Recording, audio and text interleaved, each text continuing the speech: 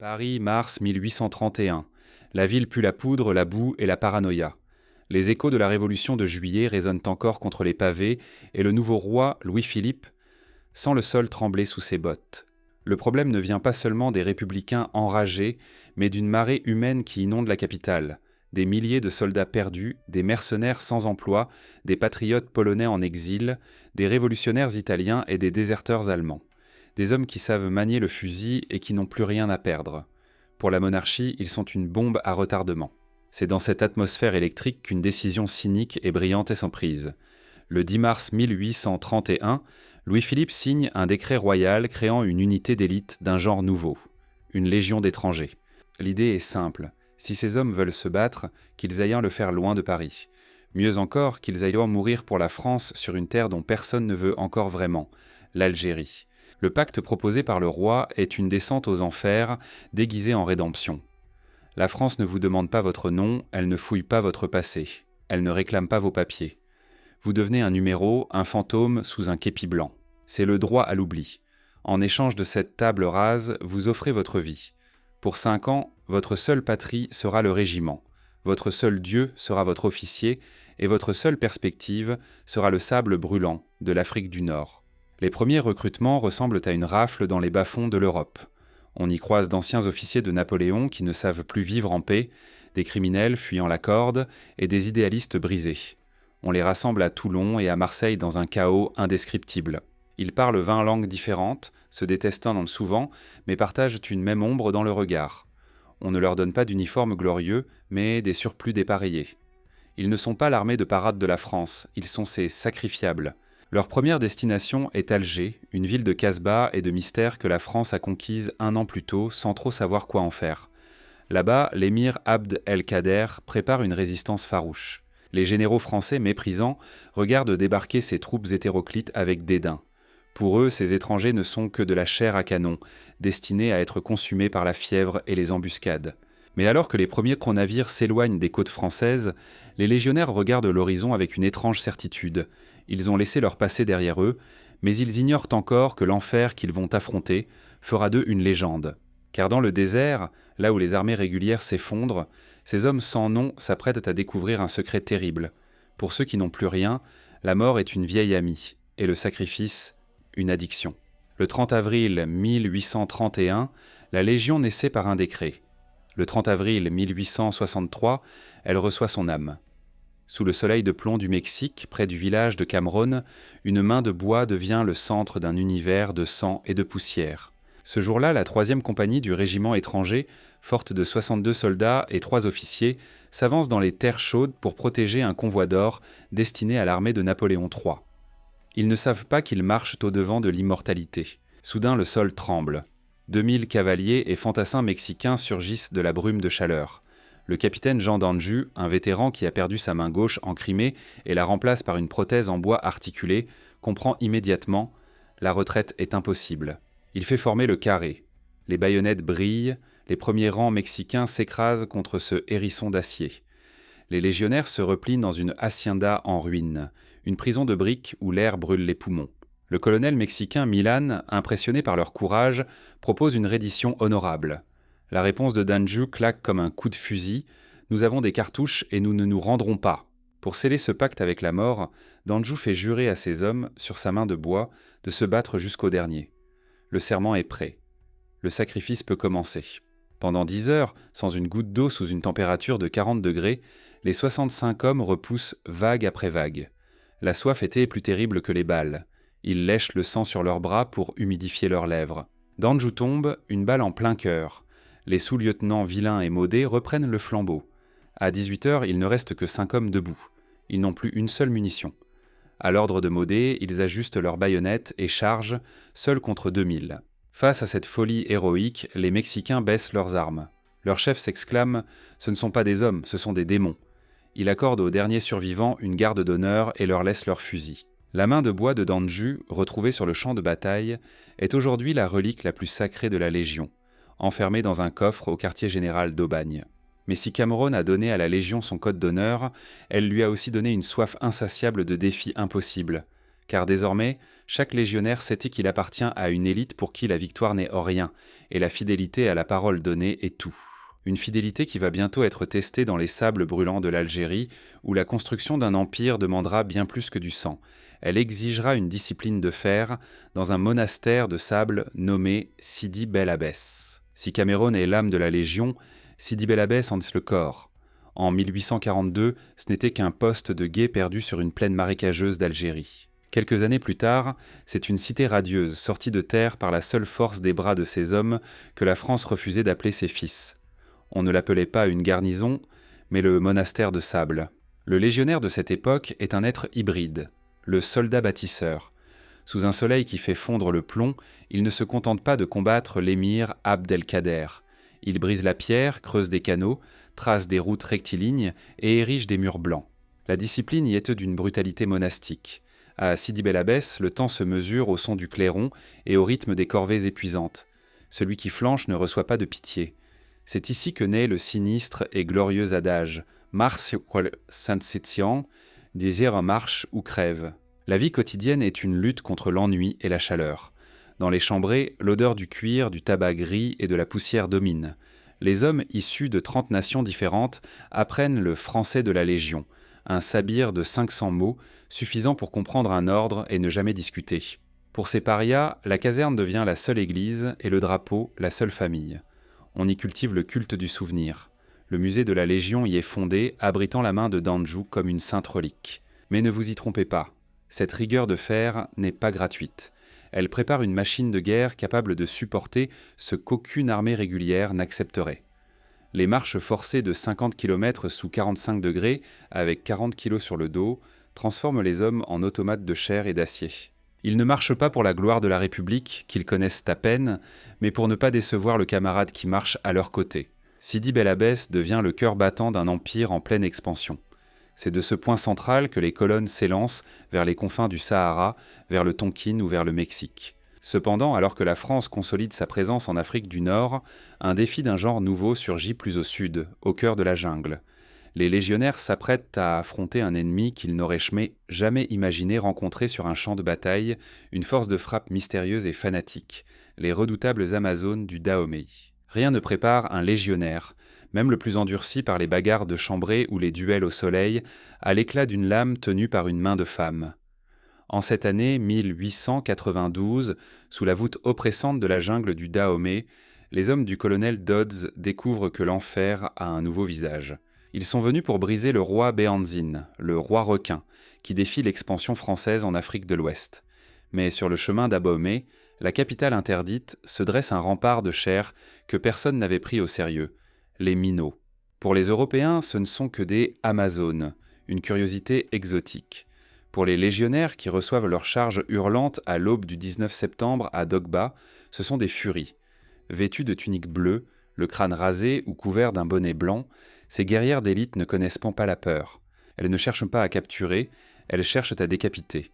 Leurs machettes, les coupe-coupes brillant dans la pénombre humide, et leurs fusils Winchester crachent une mort précise. Le choc est psychologique autant que physique. Le légionnaire, habitué à un code de guerre viril, hésite une fraction de seconde avant de planter sa baïonnette dans le corps d'une femme. Cette seconde d'hésitation coûte la vie à des dizaines d'hommes. À la bataille de Poguessa, le combat bascule dans une sauvagerie absolue. Les rangs se mêlent dans un corps à corps suffocant. Les Amazones se jettent sur les baïonnettes pour atteindre la gorge de leurs adversaires avec leurs dents ou leurs ongles. La discipline de fer de la Légion est poussée à ses derniers retranchements. Les officiers crient « Ne regardez pas leur visage, tirez !»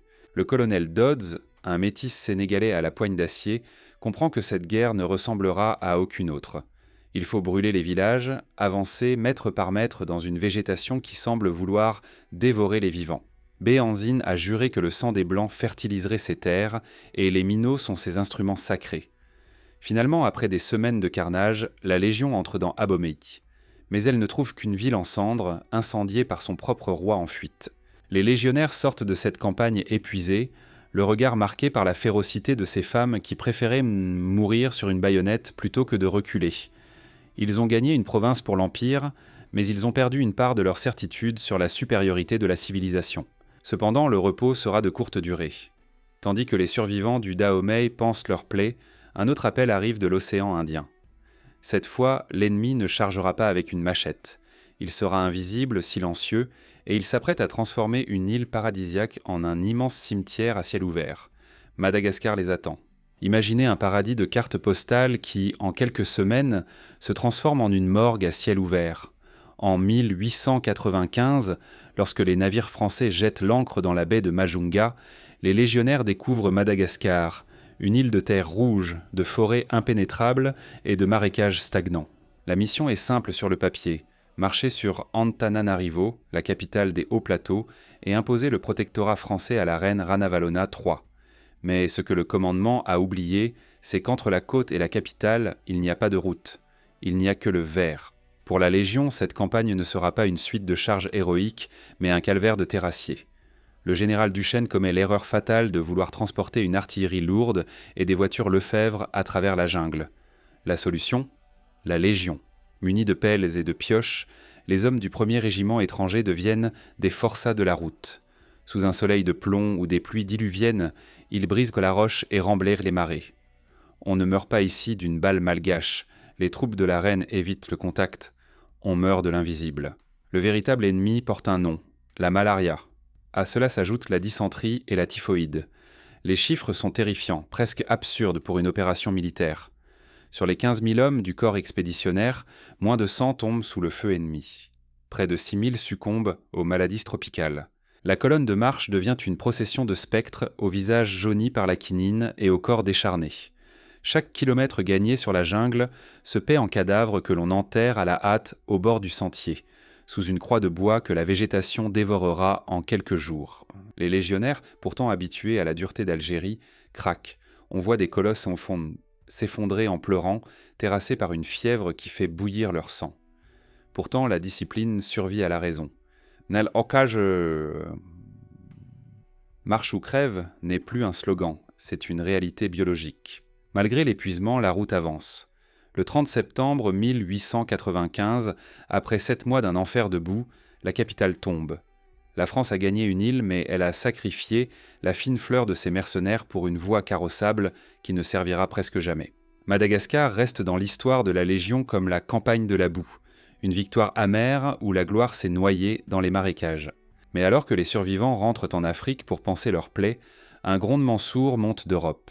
Un orage d'acier se prépare, un conflit d'une ampleur inédite qui va forcer ces étrangers, habitués aux guerres coloniales, à venir mourir sur le sol même de cette France qui les utilise sans les aimer. 1914 approche et le sang des étrangers va bientôt arroser les champs de Picardie. Août 1914.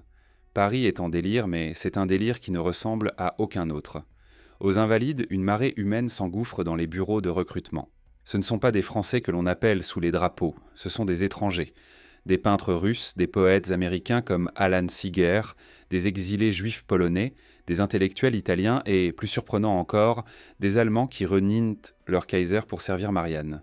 Ils sont 43 000 à répondre à l'appel. Pour la première fois de son histoire, la Légion étrangère ne va pas se battre pour un empire lointain, mais pour la survie même du sol français. Pourtant, l'accueil est glacial. L'état-major se méfie de ces métèques et de ces aventuriers.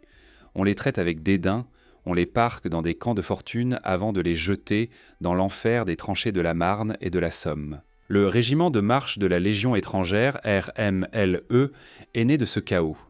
Très vite, la réalité du front efface les préjugés. Là où les unités régulières hésitent devant les barbelés et les nids de mitrailleuses, les légionnaires chargent. Ils ne chargent pas pour la patrie. Ils n'en ont pas, mais pour l'honneur du képi. Le 9 mai 1915, à Carency, lors de la bataille de l'Artois, la Légion réalise l'impossible. Dans un élan suicidaire, les légionnaires s'élancent à la baïonnette et percent 3 lignes de tranchées allemandes en quelques minutes. Le prix est atroce. Des compagnies entières sont fauchées. Parmi eux, le poète Blaise Cendrars y perd son bras droit, mais la légende s'écrit dans le sang. Le RMLE devient l'une des unités les plus décorées de toute l'armée française. Le paradoxe le plus tragique se joue dans le No Man's Land. Des légionnaires allemands se retrouvent face à leurs propres frères restés de l'autre côté. Pour eux, il n'y a pas de retour possible. S'ils sont capturés, c'est la pendaison pour haute trahison. Alors ils se battent avec la rage du désespoir, prouvant à une France incrédule que l'on peut aimer une terre que l'on n'a pas vue naître au point de mourir pour elle. En 1918, à la fin du carnage, le drapeau de la Légion est couvert de palmes et de médailles. La France a survécu grâce au sacrifice de ceux qu'elle regardait de haut 4 ans plus tôt. Mais la paix est une illusion pour les hommes du képi blanc. Alors que l'Europe panse ses plaies, un cri de guerre s'élève des montagnes du Maroc. Un chef charismatique, Abd el-Krim, vient d'anéantir une armée espagnole et menace désormais les intérêts français. La Légion doit repartir. Les sables du Maghreb réclament à nouveau leur dû, et cette fois, l'ennemi est plus redoutable que jamais. Dans les cimes déchiquetées du Rif marocain, le silence n'est jamais synonyme de paix. Il est le prélude à l'embuscade. En 1925, le protectorat français tremble. Abd el-Krim, un chef de guerre visionnaire qui a déjà anéanti une armée espagnole de 20 000 hommes à l'annuel, vient de lancer ses colonnes de guerriers tétribaux vers le sud. Son but, bouter les Français hors du Maroc. Face à cette marée de cavaliers fanatiques et d'infanterie agile, la France ne dispose que d'une ligne de défense fragile. Des petits fortins de pierre, isolés sur des pitons rocheux, tenus par des poignées de légionnaires. C'est ici que naît l'image la plus cinématographique de la Légion, celle du fort assiégé sous un ciel de cobalt. Imaginez le poste de l'Aouer. 30 hommes, un sergent, une seule mitrailleuse et des réserves d'eau qui s'évaporent sous un soleil de 45 degrés. Autour d'eux, des milliers de riffins, tireurs d'élite invisibles cachés dans les rochers, attendent que la soif ou la folie fasse sortir les képis blancs. Le siège dure des semaines. La nuit, les cris des assaillants se mêlent au vent brûlant. Le jour, chaque mouvement est sanctionné par une balle de gros calibre. La guerre du Rif n'est pas une campagne coloniale classique, c'est une guerre moderne et totale. Abd el-Krim utilise le télégraphe et les tactiques de guérilla pour harceler les colonnes de secours. La Légion, elle, répond par ce qu'elle fait de mieux, le baroud. Les légionnaires doivent grimper des pentes abruptes sous un feu plongeant, charger à la baïonnette pour dégager un col, puis redescendre en portant leurs morts. Dans cette poussière rouge, on ne se bat pas pour des idées, mais pour la survie du groupe. L'esprit de corps devient une religion. Le maréchal Pétain est envoyé pour reprendre les choses en main avec 160 000 hommes et une armada de chars et d'avions. C'est la première fois que la Légion coordonne ses mouvements avec une telle puissance de feu technologique. Abd el-Krim finit par se rendre en 1926, mais pour la Légion, le Maroc restera une blessure ouverte et un terrain d'entraînement permanent. Ces années de sable et de sang ont forgé des officiers qui pensent que rien ne peut arrêter une charge de la Légion. Pourtant, alors que les années 1930 s'achèvent dans une paix précaire, une menace bien plus mécanique se profile à l'horizon. La Légion, reine du désert et des montagnes, va bientôt devoir affronter un ennemi qui ne se cache pas dans les rochers, mais qui fonce à travers les dunes à bord de monstres d'acier. En 1942, dans un endroit perdu de Libye nommé Bir Hakeim, les légionnaires vont se retrouver face au génie tactique d'Erwin Rommel et à ses panzers. L'heure de vérité a sonné. Le courage peut-il arrêter les chars ? Juin 1942. Au milieu du désert de Libye, là où le sable rejoint l'horizon dans un flou de chaleur à 50 degrés, se dresse un point sur la carte qui n'aurait jamais dû entrer dans l'histoire, Bir Hakeim. Ce n'était qu'un vieux puits à sec, un carrefour de pistes invisibles entouré de champs de mines. C'est ici que le général Erwin Rommel, le légendaire renard du désert, s'apprête à porter le coup de grâce à l'armée britannique. Mais sur sa route, il trouve un obstacle qu'il méprise. 3700 hommes de la France libre, dont le cœur battant est la 13e demi-brigade de la Légion étrangère, 13e DBLE. Rommel envoie un ultimatum. Rendez-vous ou vous serez exterminés. La réponse de la Légion, fidèle à l'esprit de Cameroun, est un silence de plomb brisé par le tonnerre des canons de 75 mm. Pour la première fois depuis la débâcle de 1940, des soldats français font face à la fine fleur de la Wehrmacht et de l'armée italienne. Pendant 16 jours, sous un déluge de fer et de feu, les légionnaires transforment ce trou de poussière en une forteresse imprenable. L'enfer tombe du ciel. Les Stukas de la Luftwaffe hurlent en piqué, lâchant des tonnes de bombes sur les tranchées sommaires. Les panzers allemands chargent, vague après vague, tentant de briser les lignes. Mais les légionnaires ne reculent pas d'un pouce. On voit des hommes sortir de leurs trous pour tirer au fusil anti-char contre des monstres d'acier à moins de 50 mètres.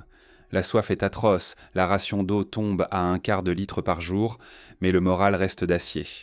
Parmi eux, des Allemands anti-nazis, des Espagnols républicains et des Juifs d'Europe centrale tirent sur les troupes du Reich avec une rage décuplée. Le 10 juin, la mission est accomplie. Les Britanniques ont pu se replier et sauver le canal de Suez. Koenig, le général français, ordonne la sortie d'Anticidadellis la sortie de vive force. Dans une nuit d'encre, les camions et les hommes s'élancent à travers les lignes allemandes sous un feu d'enfer, forçant le passage à la baïonnette et à la grenade. C'est un carnage héroïque, une percée suicidaire qui réussit contre toute attente. Bir Hakeim était le premier cri de la France qui renaît. Hitler lui-même, furieux, déclare « Après les colons, ce sont les soldats les plus dangereux ». La Légion a prouvé que la France n'était pas morte. Mais alors que les survivants de Libye célèbrent leur gloire retrouvée, l'Empire français commence à se fissurer à l'autre bout du monde.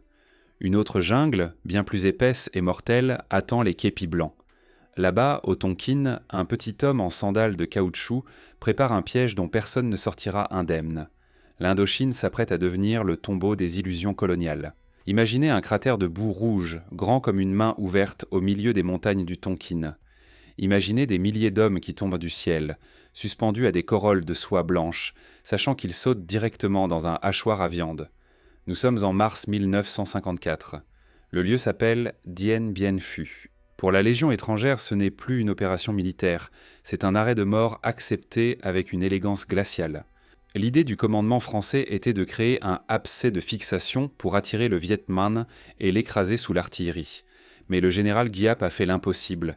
Il a hissé ses canons à dos d'homme sur les sommets qui surplombent la cuvette. Le piège se referme.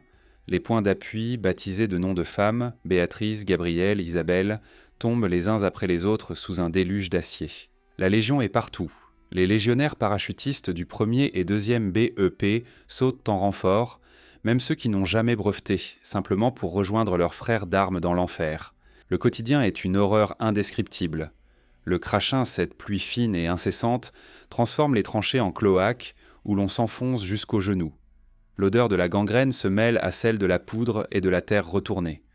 Dans les abris souterrains, les chirurgiens opèrent à la bougie, au milieu des mouches. Pourtant, dans ce chaos, la discipline du képi blanc brille d'un éclat sombre. On y voit des vétérans allemands de la Seconde Guerre mondiale, des rescapés des camps et des aventuriers de tous bords, fumer leurs dernières cigarettes en attendant la charge finale des Bodois, qui montent à l'assaut par vagues humaines.